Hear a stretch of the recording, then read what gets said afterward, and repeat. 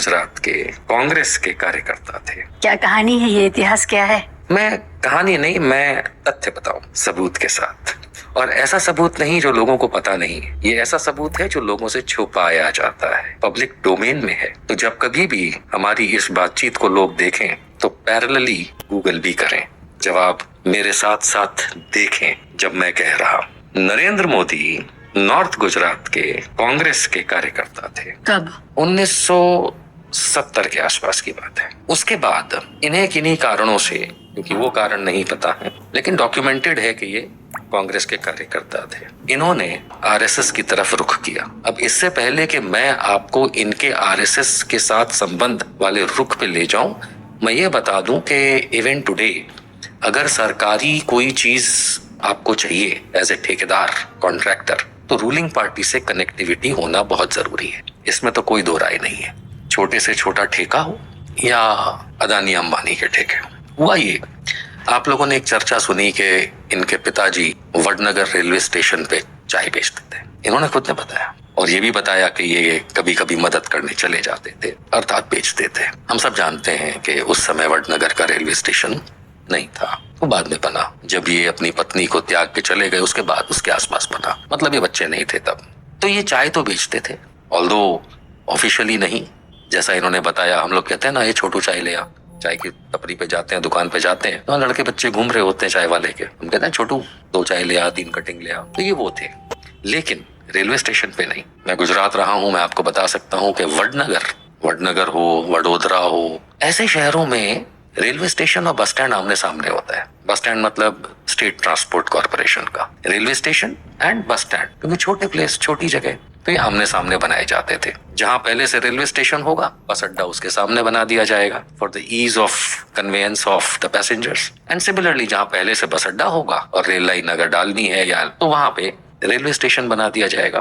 तो जब हमने गहराई से जांच पड़ताल इस बारे में की थी, तो मालूम चला इनके चाचा, यानी इनके फादर के, दामोदर भाई के ब्रदर की स्टेट ट्रांसपोर्ट कॉर्पोरेशन, जिसको गुजरात में GSRTC कहते हैं, यानी बस अड्डा सरकारी, में चाय की कैंटीन का ठेका था। अब आप बस अड्डे पे देखेंगे तो बाहर बहुत सारे होते हैं, लेकिन अंदर ठेका मिला हुआ होता है, वो इनके चाचा का था। तब कांग्रेस की सरकारें थी, चाहे केंद्र में चाहे गुजरात राज्य में हो। स्वाभाविक है कि इनके चाचा का अगर कनेक्टिविटी कांग्रेस से नहीं था तो वो ठेका नहीं मिलता, किसी कांग्रेसी को मिलता। नरेंद्र मोदी नॉर्थ गुजरात के। अब ये बात समझना होगी कि असली चरित्र क्या है। क्या माननीय नरेंद्र मोदी जी का जो भी इतिहास रहा हो, इस बात को नज़रअंदाज करते हुए क्या हम अच्छे भारत को अपेक्षा माननीय नरेंद्र मोदी जी से कर सकते हैं या नहीं कर सकते हैं? ये एक बहुत महत्वपूर्ण विषय है। तो मेरा इसमें मानना है कि माननीय नरेंद्र मोदी जी का इतिहास जो भी हो, चाहे वो चाय की कट जो है रेलवे स्टेशन की बजाय बस अड्डे के अंदर जो लोग उनके चाचा की दुकान पर बैठते हों, चाहे उनको देते हों, इस बात से कोई फ़र्क नहीं पड़ता है। फ़र्क ये पड़ता है कि क्या माननीय नरेंद्र मोदी जी जो वर्तमान में प्रधानमंत्री के पद पर हैं, क्या वो आपको अच्छा भारत देंगे?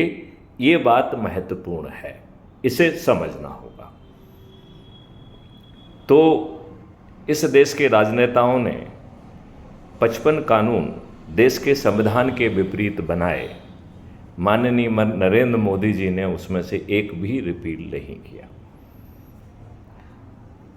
अब जैसे वक्फ बोर्ड है, वर्शिप प्लेसेस एक्ट है, ये ऐसे सभी एक्ट संविधान की भावना के विपरीत हैं।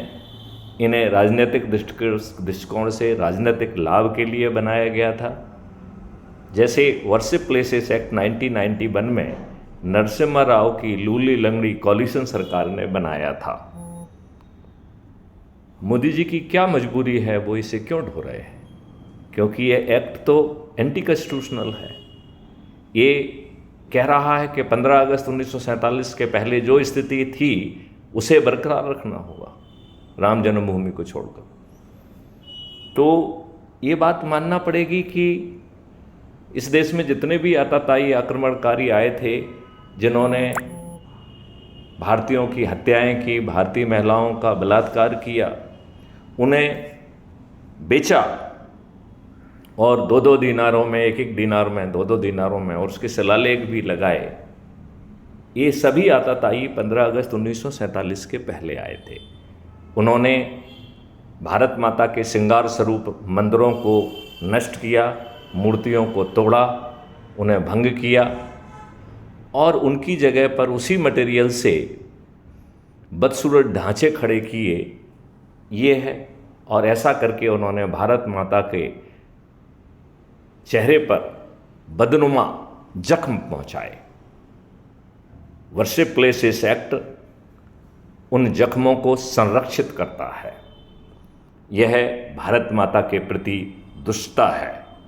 तो यह असंवैधानिक तो है ही, साथ में भारत माता के प्रति दुष्टता भी है। माननीय नरेंद्र मोदी जी ने तो वर्शिप प्लेसेस एक्ट को रिपील नहीं किया। वक्फ बोर्ड एक्ट 1954 में संविधान की भावना के विपरीत बनाया गया। माननीय नरेंद्र मोदी जी ने 44 संशोधनों के साथ अपने लक्ष्य की पूर्ति तो कर ली, लेकिन देश को जो है ना धोखा दिया। 10 करोड़ से ज़्यादा लोगों ने माननीय नरेंद्र मोदी जी से अपील की थी कि इसे रिपील कर दिया जाए। इतने भारतीयों की अपील को दरकिनार रखते हुए दुष्टतापूर्वक 44 संशोधनों के माध्यम से उसे पारित कर दिया। ये देश इस दुष्टता के लिए माननीय नरेंद्र मोदी जी को माफ़ नहीं करेगा। अब सवाल उठता है कि माननीय नरेंद्र मोदी जी के बारे में जो भी सच हो, जो भी झूठ हो, उससे कोई फर्क नहीं पड़ता है।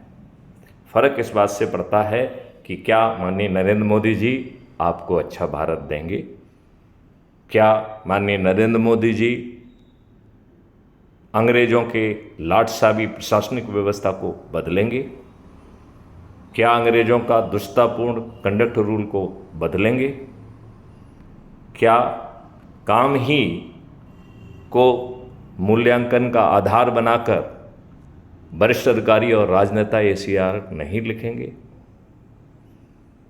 क्या हर भारतीय को उसके अकाउंट का शैडो अकाउंट के रूप में कलब्रिज अकाउंट मिल जाएगा, जिससे उसे किसी बैंक से, किसी फाइनेंशियल इंस्टीट्यूशन से, किसी से कर्ज नहीं लेना होगा और हम कर्ज मुक्त भारत पैदा कर पाएंगे।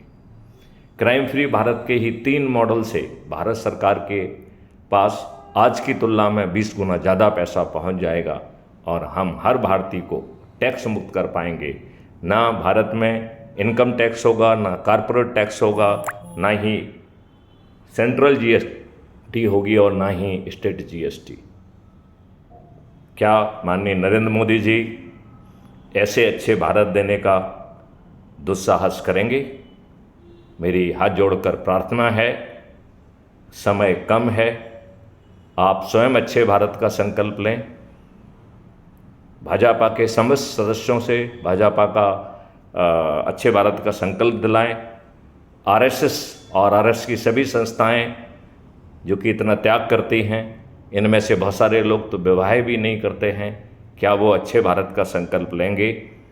यदि आप अच्छे भारत का संकल्प लेंगे तो 5 मौलिक अधिकार और 21 महालक्ष्यों से सुसज्जित अद्भुत भारत आपको मिल जाएगा। इसी के साथ मैं आप सभी लोगों का आह्वान करता हूं कि अपराध मुक्त भारत मिशन से जुड़ें। अपराध मुक्त भारत मिशन ऐप को डाउनलोड करें। दूसरी लिंक पर जो YouTube चैनल दी गई है उसको सब्सक्राइब करके जो देखने का तरीका हमने समझाया है उसके हिसाब से उसे देखें। क्राइम फ्री भारत के व्हाट्सएप चैनल को ज्वाइन करें। क्राइम फ्री भारत के टेलीग्राम के मेन ग्रुप को ज्वाइन करें और क्राइम फ्री भारत की वेबसाइट पर जाकर, छोटी सी वेबसाइट है, उसके माध्यम से उसका पूरा दोहन करते हुए ऐप को भी डाउनलोड कर सकते हैं। YouTube पर भी जा सकते हैं नोटिस बोर्ड के माध्यम से, और जो दस्तावेज हैं उनके माध्यम से वो सीधे उन दस्तावेज़ों तक पहुंच सकते हैं, उन्हें पढ़ सकते हैं। मैं आप सभी का आह्वान करता हूँ कि अब और विलम्ब ना करें। जय हिंद, जय भारत, वंदे मातरम, जय गुरुदेव।